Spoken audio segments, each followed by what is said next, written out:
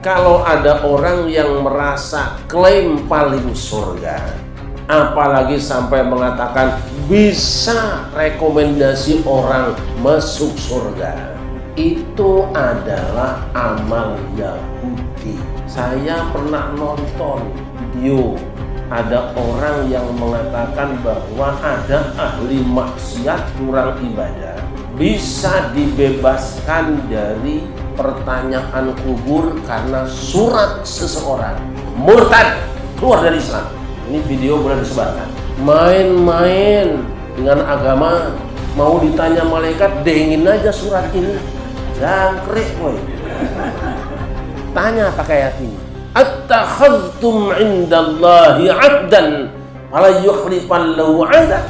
Apa memang sudah ada kontrak janji antara kamu dengan Allah? Am taquluna 'ala Allahi ma la ta'lamun, atau kamu ngomong tanpa ilmu?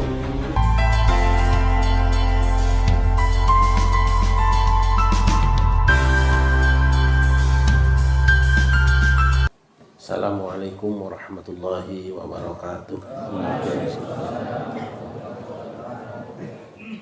Alhamdulillah wassalatu wassalamu ala Rasulillah Sayyidina Muhammad ibn Abdillah wa ala alihi wa ashabihi wa man tabi'ahu wa wala, amma ba'du. Karamun para asatidz, para guru, bil khusus hadir juga di sini salah seorang sesepuh yang berkenan menjadi salah seorang sesepuh pada suka, Kanjeng Pangeran Soeharto, yang Masya Allah terus makin dekat dengan kita semua, walaupun beliau sibuk kesana kemari, masih berkenan membersamai kita. Teman-teman tim Ruqyah, di sini Ustaz Somad, kalau Ustaz Lukman kayaknya beliau sedang kurang sehat hari ini. Juga para pimpinan majelis munajat dan pada suka yang berkenan hadir. Saya lihat tadi ada Ustaz Bugi juga datang dari Bandung, Ustaz Jubairong juga datang. Mudah-mudahan semuanya tetap kita bisa bertemu setiap bulan satu kali. Terlebih dahulu mari kita membaca suratul Fatihah yang fadilahnya kita tujukan untuk saudara-saudara kita yang saat ini sedang sakit. Semoga Allah segera sembuhkan. Orang yang sedang menuntut ilmu, semoga Allah mudahkan. Dan orang yang sedang mencari pekerjaan, semoga segera didapatkan. Al-Fatihah. A'udzubillahi minasyaitonirrajim. Bismillahirrahmanirrahim. Alhamdulillahirabbil alamin arrahmanir rahim maliki yaumiddin. Iyyaka na'budu wa iyyaka nasta'in ihdinas siratal mustaqim. Siratal ladzina an'amta 'alaihim ghairil maghdubi 'alaihim. Saya akan membaca satu ayat di dalam suratul Baqarah melalui tafsir Syekh Nawawi Al-Bantani. Bismillahirrahmanirrahim. Wa qalu lan tamassana an-nar illa ayyaman ma'dudah. Qul attakhadhtum 'indallahi 'ahdan falan yukhlifallahu 'ahdah. فلن يخلف الله عهده أم تقولون على الله ما لا تعلمون.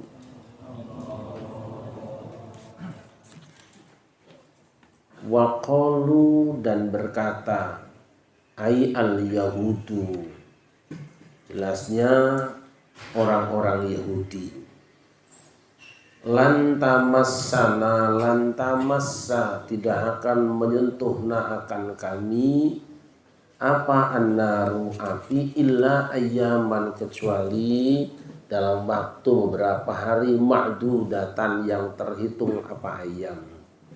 Ai qalilatan, jelasnya sedikit. Qala Mujahidun, qala berkata siapa Mujahidun, Imam Mujahid, innal Yahuda, sesungguhnya orang-orang Yahudi itu kanat, ada apa Yahudi, ada itu takulu, mengatakan siapa Yahudi, umrud dunya sab'ata alafi sanatin, bermula umur dunia itu 17 tahun. Fallahu, maka bermula Allah Ta'ala yang maha tinggi siapa Allah itu yu'adzibu, akan menyiksa hum, akan mereka orang Yahudi, maka na'al fisanatin yauman, maka na'al fisanatin di tempat 1000 tahun, yauman akan 1 hari. Fakanu yakuluna, fakanu maka ada siapa orang-orang Yahudi, ada itu yakuluna mengatakan siapa Yahudi, Allah bermu'ala ta'ala yang maha tinggi siapa Allah itu yu'adzibuna, yu'adzibu menyiksa siapa Allah, nah akan kami sab'ata ayamin selama 7 beberapa hari. Wadhalika yang bermula itu pernyataan orang-orang Yahudi itu kama seperti apa-apa akhroja yang telah mengeluarkan hu akan siapa atau Tabrani, Imam Tabrani wa ghairuhu dan selainnya Tabrani bisa nadin dengan sanad hasanin yang hasan apa sanad an Ibnu Abbasin dari Ibnu Abbas, wa akhroja dan mengeluarkan siapa Ibnu Abi Hatimin, Ibnu Abi Hatim, wa Ibnu Jaririn dan Ibnu Jarir min turukin dari beberapa jalur dha'ifatin yang lemah apa turuk anhu dari Ibnu Abbas, annaha bahwa sesungguhnya ayaman madudas itu arba'una 40 apa na yauman harinya. Kalau dibaca gitu susah ngertinya ya. Di antara keburukan kaum Yahudi itu, mereka kan merasa lebih baik daripada orang lain. Di antara klaimnya lan tamassanan naru illa ayyaman ma'dudah. Kami orang-orang Yahudi kalaupun nanti masuk neraka, karena aslinya kan kata mereka nggak bakal masuk neraka. Kalaupun kami masuk neraka paling-paling cuma beberapa hari, ya seminggu lah.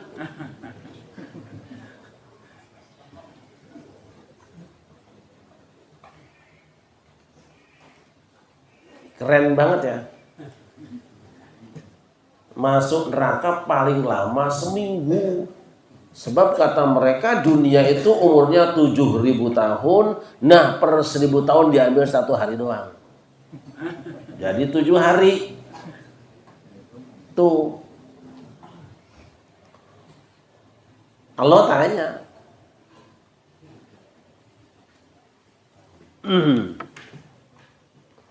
Apa memang Allah pernah janji sama kamu bahwa dia memang tidak akan nyiksa kamu, dan kalau nyiksa kamu cuma seminggu, ada janjinya di mana? Atau kamu ngomong sakarepmu dewi tanpa ilmu, sangenah sorangan sia gitu bahasa siapa? Nah Mbak Allah, ini klaim dari orang Yahudi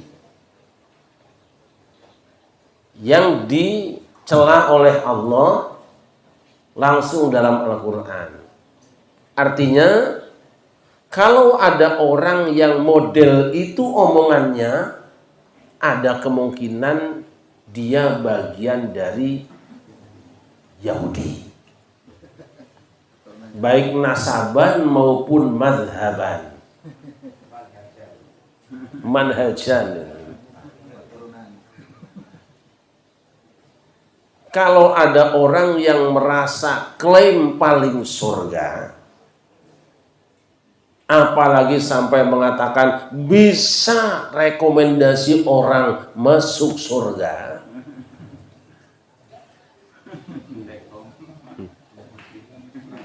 itu adalah amal Yahudi siapapun.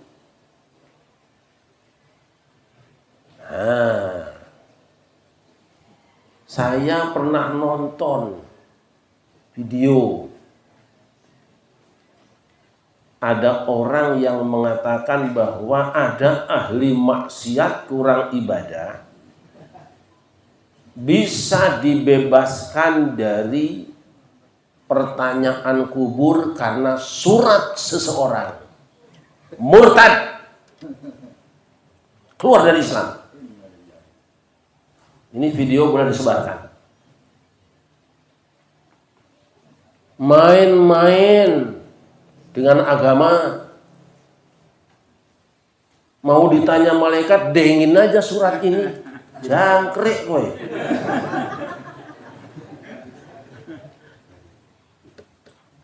Tanya pakai ayat ini. Attakhadhtum 'indallahi 'abdan fala yukhlifallahu 'ada. Apa memang sudah ada kontrak janji antara kamu dengan Allah? Am taquluna 'alallahi ma la ta'lamun, atau kamu ngomong tanpa ilmu?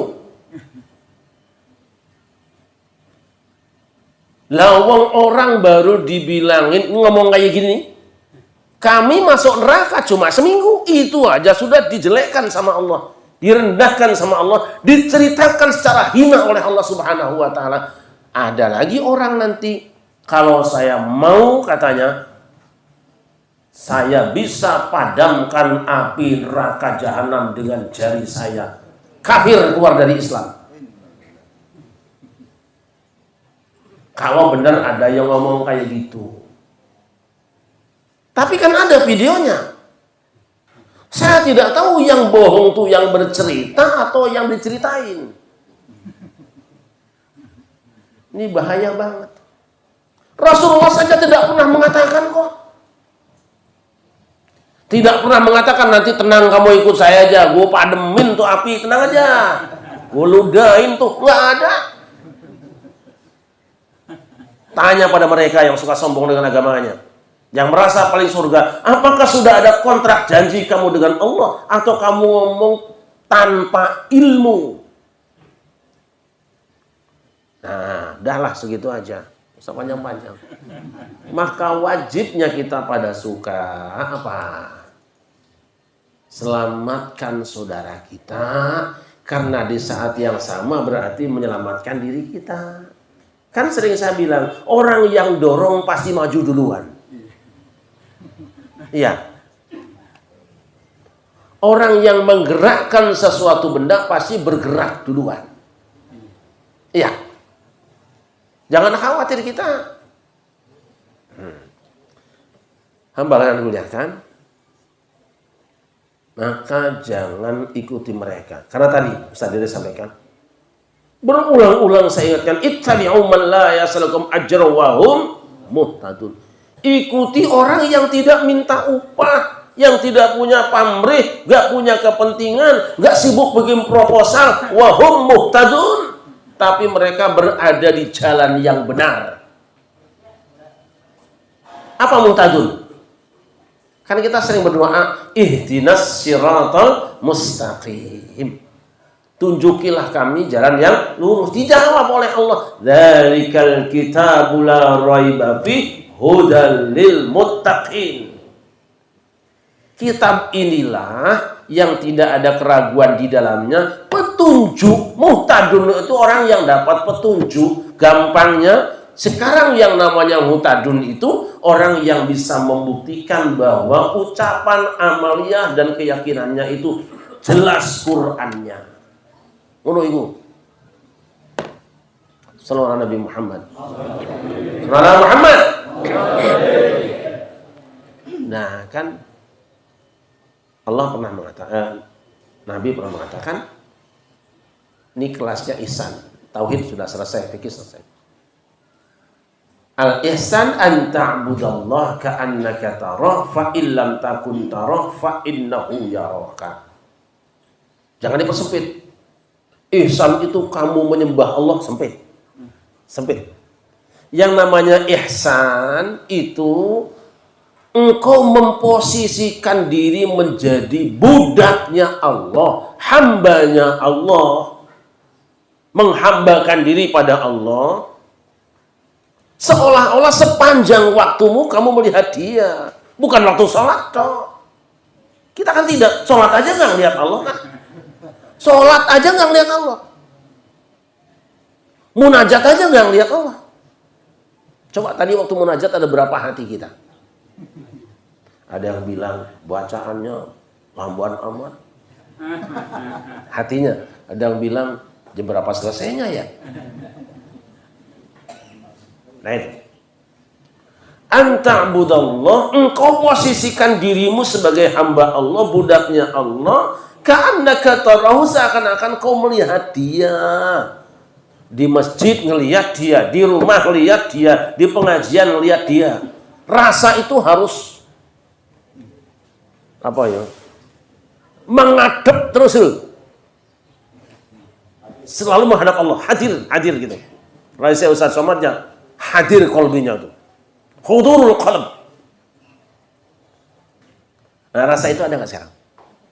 Enggak. Kalau orang sudah merasa selalu dengan Allah dimanapun, seakan-akan melihat dia, rasamu seperti melihat dia. Fa illam takun tarahu, jikapun kamu tidak melihat dia, memang tidak mungkin lihat dia.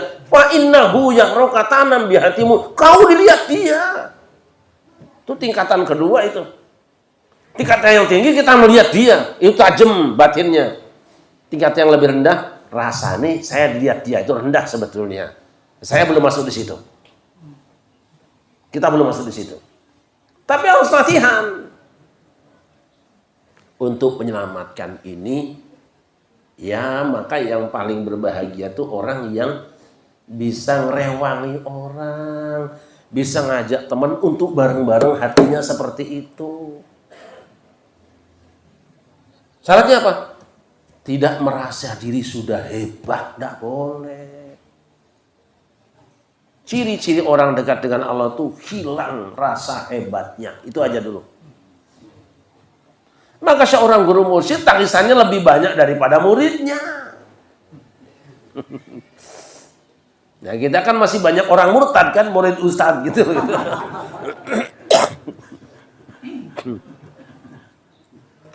Ya. Nah, ayo kita bareng-bareng. Kan manusia yang paling baik itu adalah manusia yang rewangi. Tadi kan kita ini harus, tadi Ustaz ini apa? Tenang. Apalagi? Kan B-nya bahagia, tenang. Terus? Ya ingat tadi ngaji apa coba? Tenang, T-nya apa kedua apa? Tentram, B-nya apa? Bahagia. Pada suka dari awal mengijazahkan yang tamat harus punya STTB. Sehat badannya, tenang perilakunya, terus tentram hatinya, bahagia hidupnya, STTB. Itu pada suka punya itu. Sallallahu alaihi Muhammad. Ya itu. Tugas kita adalah bantu saudara kita. Manusia paling baik adalah manusia yang paling bisa ngantar manusia, mendampingi manusia untuk selalu merasa dekat dengan Allah. Kan pada suka tidak boleh cerita silsilah, nggak boleh. Nggak boleh pamer. Nggak boleh. Tetap tawadhu. Mau apapun kita, karena syarat bertemu yang paling tinggi adalah orang yang paling rendah hatinya. Sallallahu alaihi Muhammad. Maka supaya sehat badannya, kita punya tim ruqyah. Tim ruqyah yang bekerja, yang sejak awal bareng dan insya Allah ila yaumil qiyamah. Nanti kalau saya tidak ada, mungkin anak saya, Ustaz Somad tidak ada, anaknya Ustaz Somad. Terus nyambung. Terus. Itu menyehatkan badan kita supaya apa? Tadi sehat badan. Untuk menjadi hamba yang baik, supaya bisa beribadah. Pahala orang yang menyehatkan badan orang lain, selama orang lain masih beribadah, maka pahalanya masih banjir. Nah, apa bahagia? Udah kita potong aja bahagia. Apa senangnya orang, apa bahagianya orang, berikan. Kalau itu tidak merugikan dan tidak ada larangan Tuhan. Lu Kanjeng ini punya apa? Punya sabuk macan. Kasih ke saya senang. Selama saya masih senang, selama itu pula beliau masih bayar pahalanya. Musim cincin, Ustadz Bugi punya cincin peninggalan ayahnya, dikasih ke saya, senang saya, maka saya pakai. Supaya selama cincin ini dipakai, dia ikut ngaji, pahalanya ngocor. Kan ada kalanya orang tidak tertarik lihat manusia penceramahnya, tapi lihat cincinnya.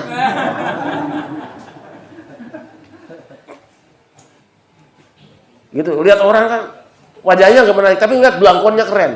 Ada juga orang yang lihat penceramah tuh yang lihat bukan orangnya, tapi kacamatanya, gitu. Misalnya, dia dilihat mendatangkan pahala ya, mendatangkan pahala. Nah, apa bahagianya saudaramu kita lakukan kalau bisa ya. Kalau bisa ya. Makanya apapun ayo kita lakukan selama tidak ada larangan Tuhan, tidak memberatkan, tidak menyusahkan dan tidak merugikan, lakukanlah. Resikomu memang diinjak, biarkan semakin rendah kamu diinjak semakin tinggi di hadapan Allah. Santai saja. Ya. Nah, Ustaz Dede ini udah lama, tahun 89. Itu foto yang waktu kita debat di Masjid Agung masih ada di atas itu, Ustaz Dede panitia itu di situ di Banjar dulu. Jadi karena saya ingin semuanya damai, semuanya bahagia, semua madhab, semua aliran kita undang debat bersama. Saya tantangin, selesai damai kita. Wassalamualaikum warahmatullahi wabarakatuh.